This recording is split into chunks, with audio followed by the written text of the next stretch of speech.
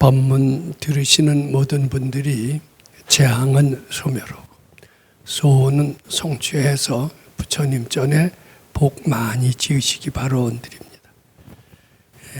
오늘은 그 신행 소감 및 그 검토 시간입니다.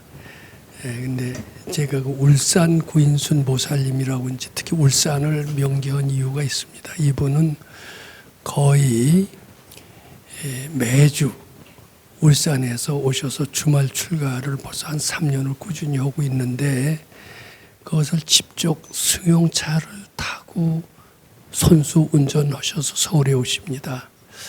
그래서 어떻게 그렇게 하실 수 있느냐 그랬더니 그 즐거워서 그렇게 오신대요. 근데 이 공부도 즐겁게 하면 성공합니다. 저는 즐겁게 운전하면서 천열리 멀리 머나먼 길을 꾸준히 올 수 있다는 그 수행에서 이미 반은 성공하고 들어갔다고 봅니다. 오늘 그 성공자답게 오늘 수행은 굉장히 성공의 스토리로서 꽉 차 있고 신심발심할 수 있는 소재가 충분히 있기 때문에 저것이 즐겁게 운전을 하면서 손수 울산에서 오는 그 저력이 저희로 하여금 저렇게 환심내고 즐겁게 할 수가 있었겠다.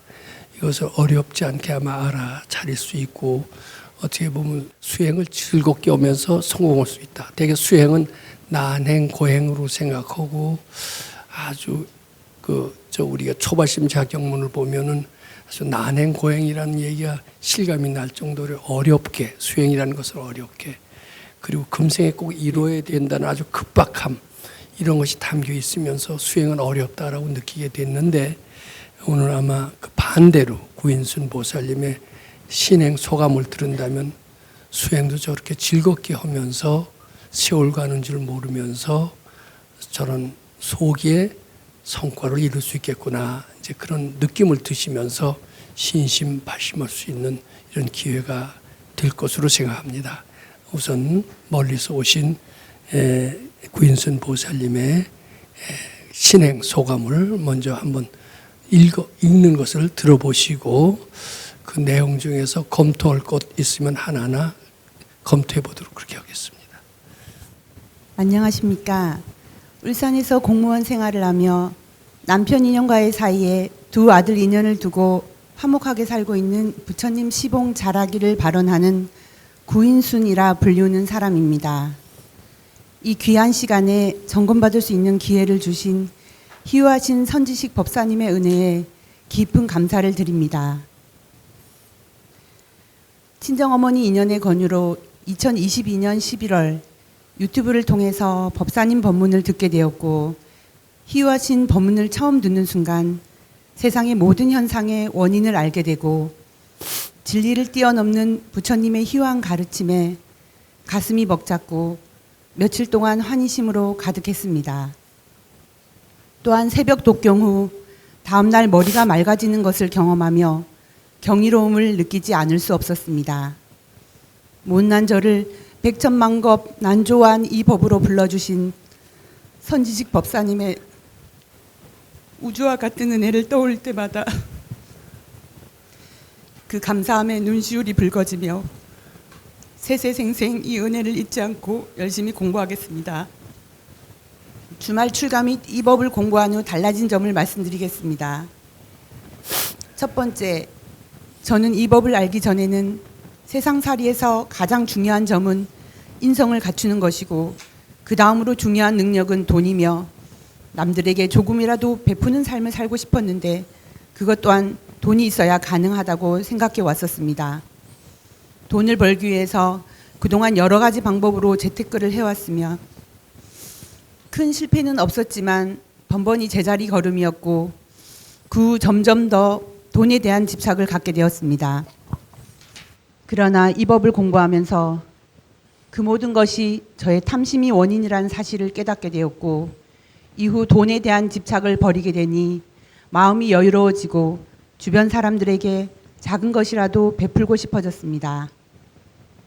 저는 직원이 많은 부서에서 근무하는데 제가 직원들 모두에게 커피를 대접하니 그분들이 감사하다며 다른 직원들에게 또 커피를 대접하는 릴레이가 벌어졌고 수시로 점심을 사는 사람 등 주변에서 베풀려는 사람들이 늘어나는 훈훈한 경험을 하였습니다.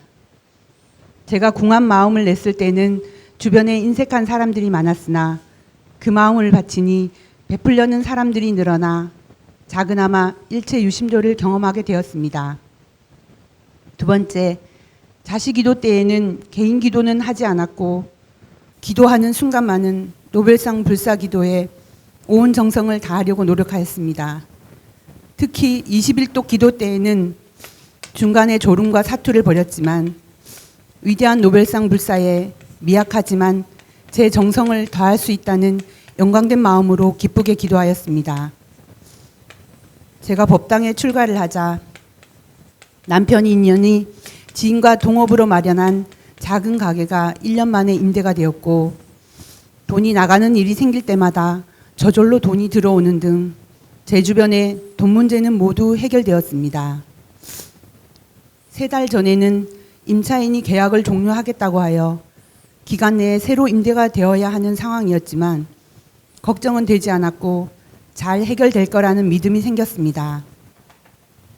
한 달 후 기도 중 경계인지 꿈인지 허공에 떠 있는 하얀 종이를 보기도 하고 누군가가 복주머니를 힘껏 제 품으로 던지는 경험을 하기도 하였는데 그 주에 임대가 성사되는 일이 생기기도 하였습니다.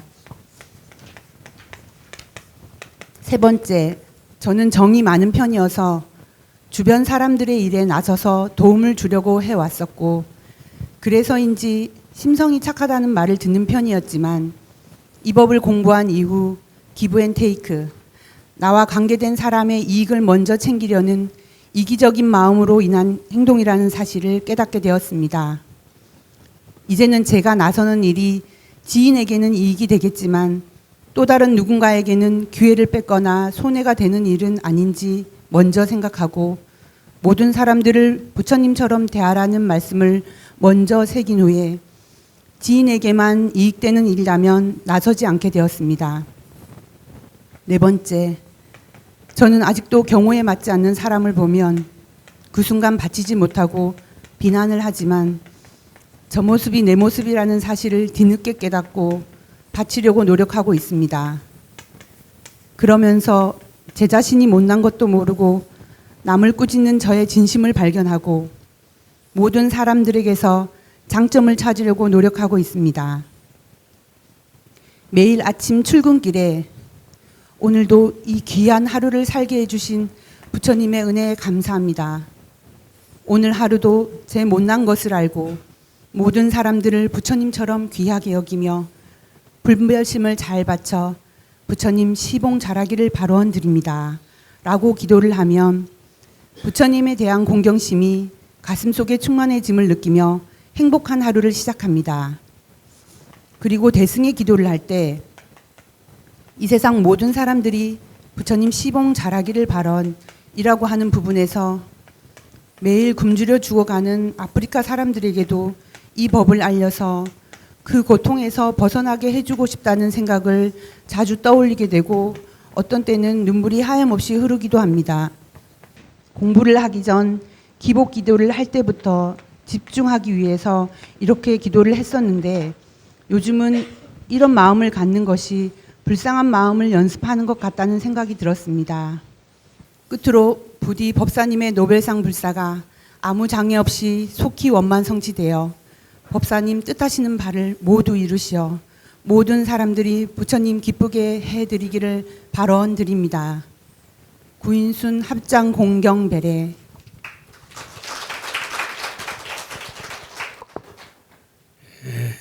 그 매주 그 자매분이 언니시죠? 동생과 함께 나란히 운전해서 법당으로 거의 빠지지 않고 오는 모습이 너무나 아름다운데 오늘은 안 오실 줄 알았는데 오늘도 어떻게 동생 역시 따라오셨어요. 마치 그 바늘과 실 가듯이. 그런데 오늘 특별히 따라 나오신 이유라도 있으신지요? 그 법사님 저희들이 이제 마치는 시간이 있다 보니까 퇴근 후에 운전을 하다 보면 장거리여서 혼자 운전을 하면 좀 졸음도 들고 해서 번갈아 가서 운전을 하려고 동생 이럴 때 인연하고는 웬만하면 같이 KTX 타고 오실 수도 있었을 텐데 이때도 꼭 운전을 하실 그런 이유가 있다면? 예, 저희 울산이 시내 안에 있어서 역사까지 또 1시간을 더 가야 돼서 사실은 그게 저희들은 시간이 더 많이 걸리거든요. 그래서 그나마 운전을 해서 둘이서 나눠서 이렇게 법당에 오는 길은 항상 즐거운 마음으로 옵니다. 네, 즐거운 마음이 그렇게 이런 날도 운전까지 하게 됐다. 아마 그게 정답이고 이 즐거운 마음이 신심발심의 원동력이 됐고 수행의 원동력도 되었다. 저는 그렇게 말씀드리고 싶습니다. 근데 이 구인순 보살님은 동생은 어떤지 몰라도 아주 제 생각에는 유복한 과정에서 성격도 아주 모범적으로 귀여움과 사랑을 받으면서 성장을 했고 결혼을 해서도 아무 탈이 없이 부부 사이에 충돌도 없이 자녀 아들만 둘만 잘 낳아서 잘 키우고 있다. 아무 장애가 없었다. 맞아요, 안 맞아요? 맞습니다. 이 세상에서 복 많은 사람이라고 그럴 텐데 누가 물어볼 겁니다. 복이 많은 비결이 있다면은 무엇일까? 이렇게 묻는다면은 뭐라고 대답을 하실 수 있겠습니까? 법사님께 배운 대로 남을 생각하는 마음 이타심이라고 대답하겠습니다. 그러니까 남을 생각하는 마음이 어렸을 때부터 있었죠. 동정심은 많았었습니다. 아마 그런 것들은 전생부터 닦았던 것이 이제 원인이 돼서 많이 닦았고 이제 많이 닦은 것이 원인이 돼서 유복한 과정에서 태어나서 아무 무탈하게 사랑받고 귀여움받고 자랐고 또 아주 그 인격자인 남편을 만나서 아무 충돌 없이 잘 지내게 된 것은 다 전생에 닦은 그 공덕이라고 생각합니다. 근데 이분이 왜 닦은 것을 제가 실감나게 느끼느냐 하면 여기 표현이 이렇게 나옵니다. 친정 어머니의 권유로 2022년 11월 유튜브를 통해서 법사님 법문을 듣게 되었고 희유하신 법문을 듣는 순간 세상의 모든 현상의 원인을 알게 되고 진리를 뛰어넘어 부처님의 희유한 가르침에 가슴이 벅찼고 며칠 동안 환희심으로 가득했습니다. 근데 이것은 전생에 많이 닦아오던 연습이 아니면은 이렇게 되기 어렵습니다. 신심이 나기도 어렵고 또 이 신심이 발심으로 이어지기도 어려워요. 근데 이 단순간에 벅찬 환심으로 딱 했다라는 것은 전생에도 이것을 연습을 해왔고 이런 가르침을 목마르게 기다렸다가 그 전에도 이 가르침 만나기 전에도 절에는 다녔고 뭐 다른 식으로 수행을 하긴 했습니까? 전혀 불교는 처음이었습니까? 초파의 불자처럼 뭐 부처님 오신 날이나 절에는 다녔지만은 네. 그렇게 벅찬 환희심으로서 절에 다닌 적은 없었다. 예. 불법 공부는 전혀 사실 무지 상태였습니다. 네, 무늬만 불자지 실지는 불자가 아니다. 근데 이것은 이 가르침을 만나서 정말 물고기가 물 만난 것처럼 간절히 원했던 애인을 그리던 사람이 애인 만나서 반가웠듯이 푹 빠져드는 느낌이셨죠. 이것은 전생에 닦지 않고서는 해석이 안 됩니다. 또 닦던 사람한테 이런 현상이 일어나고 닦자마자 신심이 나고 발심이 되었다. 이렇게 말씀을 드리고 싶습니다. 왜 발심이라는 말을 제가 쓸 수 있느냐 하면은 이분이 이래요. 못난 저를 백천갑 난조한 이 법으로 불러주신 선지식 법사님의 우주와 같은 은혜를 떠올릴 때마다 그 감사함에 눈시울이 붉어지며 이런 표현을 쓰시는데 이 짧은 시간에 본인이 바뀌었다고 생각하시는 거예요. 그전에 나와는 너무나도 달라졌고 이 달라진 그 은혜는 아주 그 백골난망이라는 표현이 있듯이 그 정말 잊을 수가 없다. 바뀐 것을 실감을 하기 때문에 발심이 할 수가 있었다. 이렇게 저는 말씀을 드립니다. 근데 이 공부도요, 발심을 해서 하는 것과 그냥 마지못해서 하는 것은 상당한 차이가 있습니다.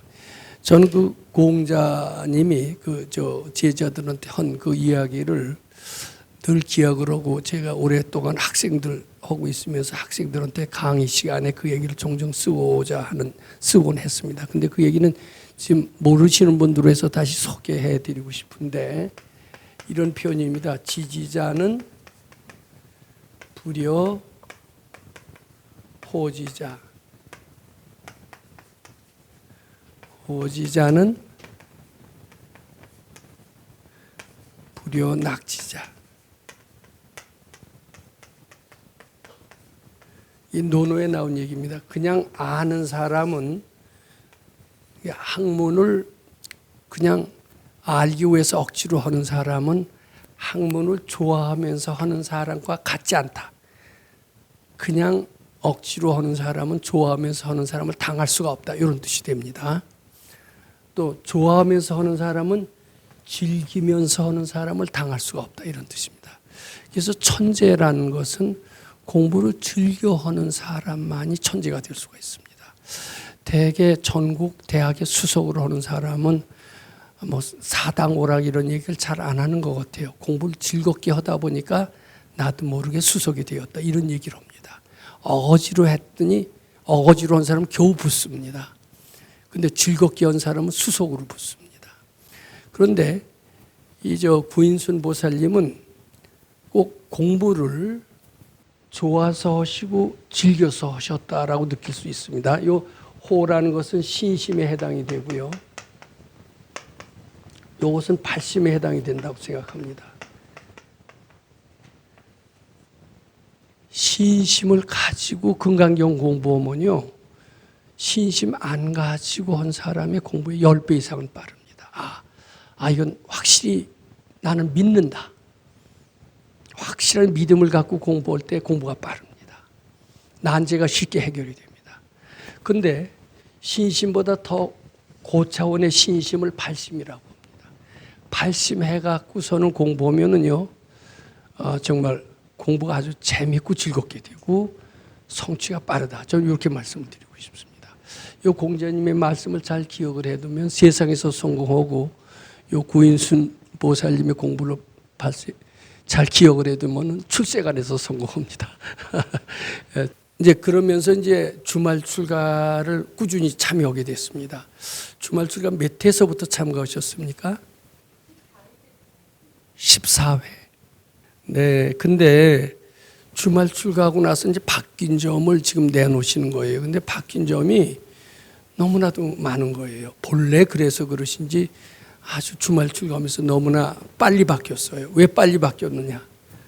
신심으로 했고 발심으로 했기 때문에 빨리 바뀌어서, 어떻게 보면 우리 불자들의 지상 목표인 모든 사람을 부처님처럼 볼 정도로 이런 정도까지 바뀌게 된 것은, 아마 그렇게 바뀌게 되니까 이제 보살님도 이렇게 바뀌게 된 것은 이제 법사님의 은혜다, 이렇게 해서 그런 감동의 표현을 하시지 않았나, 이런 생각이 됩니다. 어느 정도 맞죠? 근데 이제 첫 번째 신심할 때는 이런 표현을 썼어요. 저는 이 법을 알기 전에는 세상에서 가장 중요한 것은 인성을 갖추는 것이고, 그 뒤에는 돈을 만드는 능력을 갖추는 것이 필요하다. 보통 인격자와 능력자를 세상에서는 원하죠. 인격자는 인성을 갖춰야 되고, 능력자는 돈을 만드는 능력을 굉장히 중요시합니다. 세상에서도 CEO가 되려면 인격이 있어야 되고 능력이 있어야 됩니다. 그래서 그러니까 CEO가 되려고 생각을 한 적이 있었습니까? 근데 그걸 바라기는 했었습니까? 그런 능력자가 되길 바랬습니까? 만들고 싶었고, 그랬었는데, 이제 이 가르침은 어때요? 돈을 벌겠다는 생각도 바쳐라. 인성에 대해서는 별 얘기가 없지만 돈을 벌려고 하기보다도 비워라, 바쳐라. 이제 이렇게 이제 이해하시게 되면서 돈을 벌겠다는 욕심은 이제 버리시고, 외래 이제 베푸는 마음으로 하나하나 바뀌게 된 것이 이제 첫 번째 바뀐 특징이다. 이렇게 얘기하시는 것 같습니다. 근데 이제 이게 신심입니다. 일종의 첫 번째는 이제 베푸는 마음으로 된 것은 신심이다. 이렇게 말씀드립니다. 그 뒤에는 이제 두 번째 이제 바뀌는 것은 개인 기도는 하지 않았고 오직 법사님의 은혜를 갚는 길은 노벨상 불사를 발언하는 것이라고 생각하고 기도하는 순간만은 노벨상 기도에 온 정성을 다하려고 노력하였습니다. 근데 이 노벨상 기도를 저는 대승의 기도라고 말씀드리고 싶습니다. 노벨상 불사 기원은 대승의 마음 연습이다. 어째서 노벨상 불사가 대승의 마음이 연습이냐? 법사의 노벨상 수상을 기원하는 것은 다른 말로 표현하면 부처님 시봉 잘하길 바라는 뜻입니다. 부처님 시봉 잘하길 바라. 나 자신의 이익보다는 내 자신의 잘되는 기복의 기도보다는 부처님 시봉 잘하는 기도를 하자. 이게 이제 노벨상 불사, 내가 아닌 법사를 위한 기도, 이건 부처님 시봉으로 한 기도다. 이렇게 얘기할 수가 있습니다. 그런데 부처님 시봉으로 한 기도가 어째서 대승의 기도냐? 이거는 우리 한번 검토해 봐야 됩니다. 소승의 기도일 수도 있는데 어째서 그걸 대승의 기도라고 하느냐? 이제 이런 이야기입니다. 그럼 대승의 기도라는 것은 무엇이냐면요. 나와 못지않게 나와 동시에 모든 사람을 동시에 생각하는 마음을 대승자의 마음이라고 얘기를 합니다. 그러면 나와 못지않게 모든 사람을 생각한다는 것은 나와 동시에 모든 사람이 뭐냐면 부처님의 다른 이름이 모든 사람입니다. 모든 사람을 시봉한다는, 부처님 시봉한다는 것은 바로 모든 사람을 나와 함께 모든 사람을 잘 시봉한다. 이것이 부처님 시봉입니다. 그것은 대승의 마음 연습 기도다. 또 이렇게도 볼 수가 있습니다. 이 대승의 마음을 연습해라 우리는 늘 얘기를 하고 이 법당은 대승의 마음을 연습하는 도량이다라고 늘 강조를 하고 있습니다. 대승의 마음을 연습해야만이 진정한 이기심에서 벗어날 수가 있고 이기심에서 벗어날 때 각종 소원을 다 내 마음이 부처님 마음이 되는 겁니다. 모든 사람 위하는 나만 위하는 것이 아니라 나와 동시에 모든 사람을 잘 되기 위한 기도를 함으로써 내 마음이 대승의 마음이 되고 부처님 마음이 된다. 이렇게 이해할 수가 있고 내 마음의 위력은 굉장히 광범위합니다. 광범위하게 미치면서 모든 재앙은 소멸하고 소원을 성취케 합니다. 그래서 이 노벨상 기도는 절대 기복 기도와는 틀리고 모든 사람을 위한 기도요, 대승의 기도요. 이 대승의 기도는 바로 부처님 마음 연습하는 기도요. 그것의 위력은 모든 재앙을 소멸케 하고 모든 소원을 성취케 한다. 이제 여기 구인순 보살님은 첫 번째는 이제 신심이고 두 번째 노벨상 기도는 대승의 마음 연습인데 대승의 마음 연습을 이것을 발심이라고 합니다. 그런데 이렇게 발심을 하게 되면 내 가족만이 아니라 내 가족과 동시에 모든 사람을 평등하게 생각하게 됩니다. 내 부모만 아니라 모든 사람의 부모도 평등하게 생각하게 됩니다. 내 남편만 소중하게 된 게 아니라 모든 남자들을 다 평등하게 다 같이 부처님처럼 대하게 됩니다. 그런 과정에서 집안 식구들, 부군이나 이런 사람들은 다소 저희는 나한테 관심 없고 부처님한테만 푹 빠졌네 이렇게 하면서 불평을 한 적은 없는지 일요일날 어디를 이렇게 미쳐서 다니는지 너 집은 꼴은 사정도 안 보고 어디에 그렇게 빠졌는지 그런 불평 때문에 혹시 충돌은 없었는지요? 저희 어머님께서도 불자시기 때문에 남편 또한 이제 그 초파의 불자 정도의 생각은 갖고 있는 사람이라 그렇게 반대하거나 그러지는 않았었습니다. 그래서 지금은 또 제가 정말 진심으로 한다는 거를 매일 보기 때문에 잘 다녀오라고 이렇게 얘기를 합니다. 잘 얘기를 하고 불평 안 하고 그것도 참 대단하네요. 근데 그게요, 남편 현명한 선택이에요. 남편이 그걸 갖다가 태클을 걸고 못 나가게 하고 넌 어떻게 집안엔 마음이 없고 딴 데가 마음이 있다 이렇게 시샘을 낸다면 그한테 굉장히 손해입니다. 근데 잘 보내주고 협조하고 이렇게 하는 것은 집안의 궁극적인 평화로 해서도 굉장히 좋고요. 집안일이 잘 되는데도 상당히 도움이 될 거라고 나는 믿는데 어때요? 잘 돼요? 안 돼요? 사실 저희 어머님께서 치매가 좀 어머니라는 건 있으신데 시어머니 시어머니께서 치매가 있으신데 제가 이 법을 믿고 나서 어머님이 제 공부 잘하라고 그런 것 같습니다. 그 전에는 치매 때문에 사무실에서 일하고 있는데도 계속 전화를 하셔가지고 힘들게 하셨는데 이제 제 전화번호도 다 잊으신 데다가 지금은 예.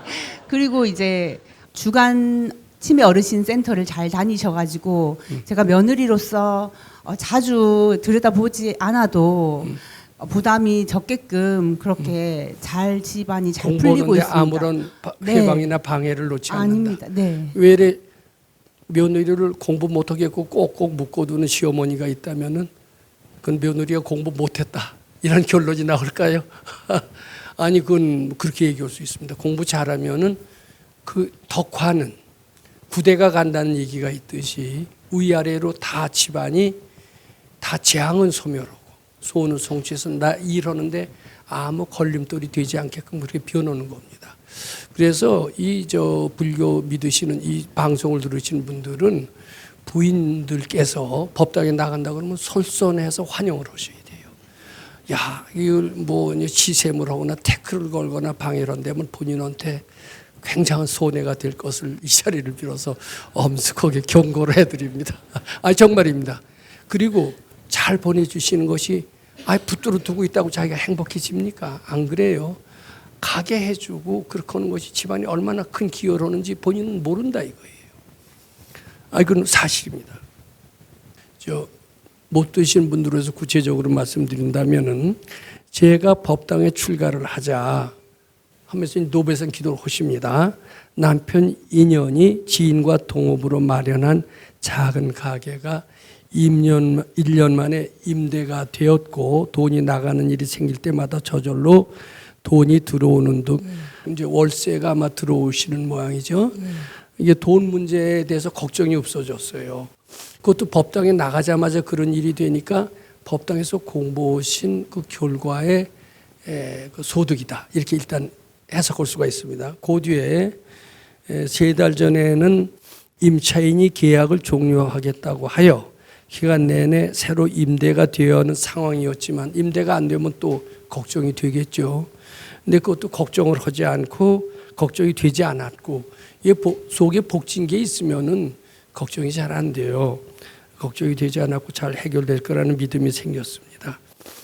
그리고 기도 중에 경계인지 꿈인지 허공에 떠있는 하얀 종이가 보이기도 하고 누가 복주머니를 제 품으로 던지는 경험을 하였는데 이 주에 임대가 성사되는 일이 생겼습니다. 흰 색깔이라는 게 좋습니다. 조촐하다는 뜻이 됩니다. 치심도 되지만은 흰색은 조촐하다는 뜻이 돼서 흰 종이가 보이고 복주머니가 있고 이렇게 되면은 벌써 좋은 징조가 되는데 이 미임이 이제 꿈으로써 그 징조를 미리 암시하는 겁니다. 그래서 우리가 무엇이 될까 안 될까 할 때 일단 꿈으로 먼저 알아지는 수가 많습니다. 우리도 어려운 일이 있을 때 일단 꿈으로 알아지는 체험을 여러 번 발견할 수 있습니다. 이 공부하는 사람은 영감이 상당히 발달합니다. 그래서 문제를 풀 때도 또 그렇게 돼야 돼요. 그 영감이 발달하지 않으면 예지 능력이죠. 이제 그것을 발달하지 않으면 공부의 발전이 있지 않다 이렇게 이해하실 수가 있습니다. 이제 그다음에 이제 세 번째 얘기를 하셨어요. 세 번째 얘기는 뭐냐면은 세 번째는 저는 정이 많은 편이어서 주변 사람들의 일에 나서서 도움을 주려고 해왔고 그래서인지 제 심성이 착하다는 말을 듣는 편이었지만 이 공부를 한 이유는 give and take 나와 관계된 사람의 이익을 먼저 챙기려는 이기적인 마음으로 인한 행동이라는 사실을 깨닫게 되었습니다.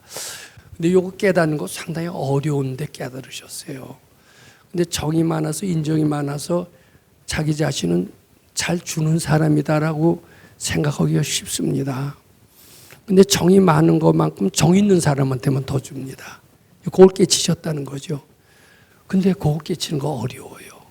착각하기 쉽습니다. 나는 잘 주는 사람이다라고 착각하기 쉬운데 잘 주는 게 아니라 이쁜 사람한테만 더 잘 준다. 요걸 깨치셨다는 겁니다. 근데 이쁜 사람한테 더 잘 준다는 것은 무엇을 의미하느냐. 미운 사람한테는 절대 안 준다가 터옵니다.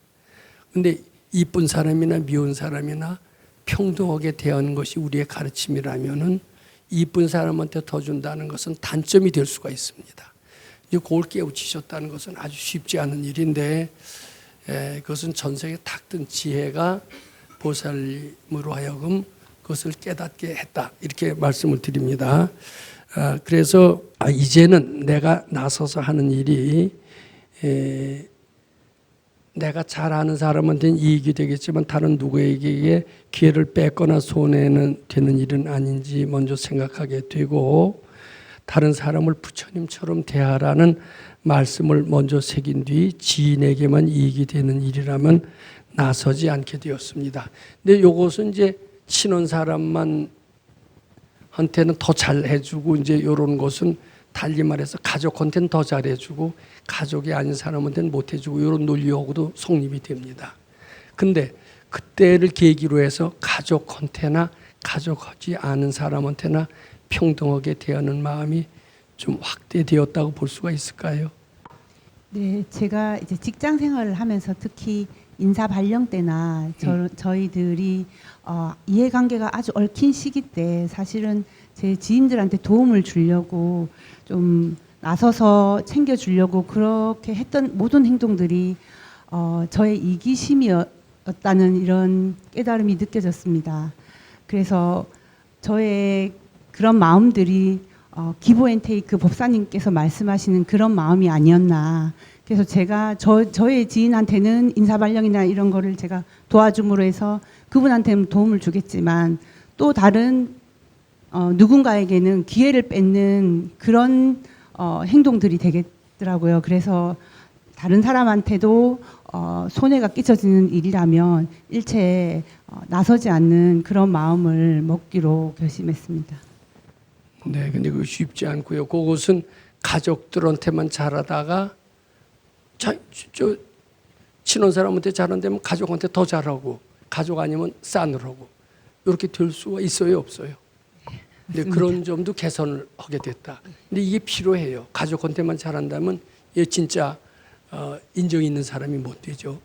인정은 보편적이래야 됩니다. 그 다음에 이제 이게 본래 이 불교 수행이라는 것은 무엇이냐면요, 개과천선이래요.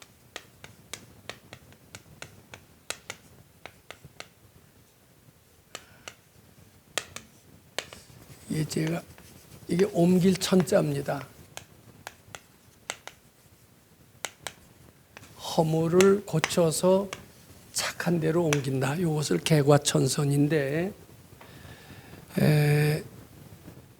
친한 사람한테만 잘하다가 어느 날 순간을 바꿔서 친한 사람한테만 잘하는 게 아니라 모든 사람한테 평등하게 한다. 이것은 개과천선이 됩니다.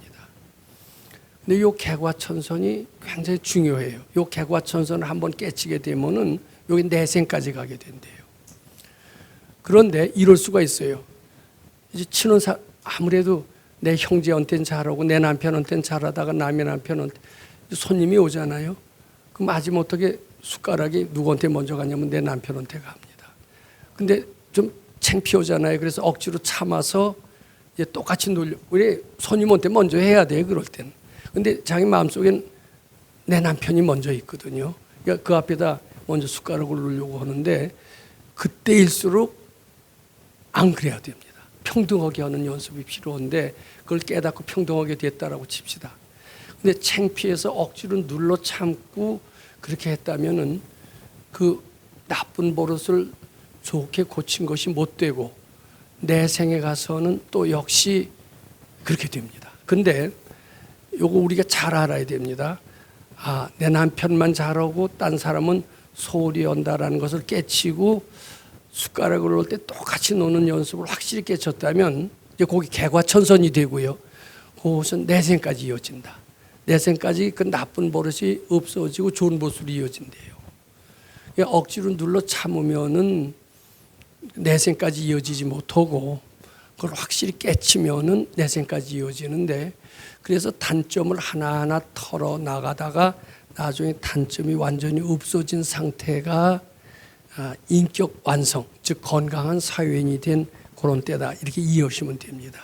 근데 보살님 지금 이 공부를 하시면서 하나하나 베푸는 마음에서 단점을 고치기 시작하셨고, 노벨상 불사가 되면서 소원 성취가 되면서 근심 걱정하고 조바심하는 마음이 잘 될 텐데 든든한 마음이 있으면서 그걸 조바심 내는 그 잘못된 버릇도 고쳐지게 됐습니다. 그 다음에 이제 이게 다 노벨상 불사에서부터 비롯됩니다. 그렇게 대승의 마음을 낸 결과 친한 사람한테만 잘했던 것이 평등한 마음으로 바뀌었다. 이제 대승의 마음으로 되어서 그렇게 바뀌었다. 이제 개과천선이기도 하지만 이런 개과천선은 일시적인 것이 아니라 내생까지 이어진다. 이렇게 이해하시는 것이 도인식의 검토다, 이렇게 보시면 됩니다. 이제 그 뒤에 이제 네 번째가 또 나와요. 네 번째, 다섯 번째도 역시 다 개과천선으로 나옵니다. 네 번째, 저는 아직도 경우에 맞지 않는 사람을 보면 그 순간 바치지 못하고 비난을 하게 됩니다. 근데 경우에 맞지 않는 것은 내 사고방식을 옳다라고 놓고 보는 전제하에서 다른 사람은 못됐다, 이게 이제 나오는 겁니다. 내 생각이 꼭 옳다, 꼭 옳다. 근데 그 생각이 받쳐진다면, 그런 나쁜 버릇이 고쳐진다면 다른 사람이 맞지 않는 경우라도 화낼 일이 없겠죠. 그래서 내 경우에 맞지 않는 사람을 보면 그 순간 바치지 못하고 비난하지만 저 모습이 내 모습이라는 사실을 뒤늦게 깨닫고, 근데 내 모습이라고 깨닫게 되든가요? 나는 결코 저렇지 않다, 이렇게 되든가요? 곧바로 깨닫지는 못합니다. 아직까지. 지나고 나서 저 모습이 내 모습인데 내 자신 못난 것을 먼저 돌아보자, 이 생각을 이제 뒤늦게 하고 바치려고 노력하고 있습니다. 이 법당에 자주 오니까 그 소리를 자꾸 새기게 되죠. 네, 이 법당에 나오신 덕을 톡톡히 보시네. 아니 그러면서 하나하나 허물을 고쳐가는 겁니다. 처음부터 완벽할 수가 없습니다. 하나하나 고쳐가는데 그것은 진심을 고치는 것을 의미하고요. 그 뒤에 남을 꾸짖는 저의 진심을 발견하고 모든 사람의 장점을 찾으려고 노력하고 있습니다. 근데 장점이 안 보이죠. 근데 자꾸 노력하면은 단점만 보이던 것이 장점으로 보이면서 다 결과적으로는 모든 사람을 부처님처럼 보게 됩니다.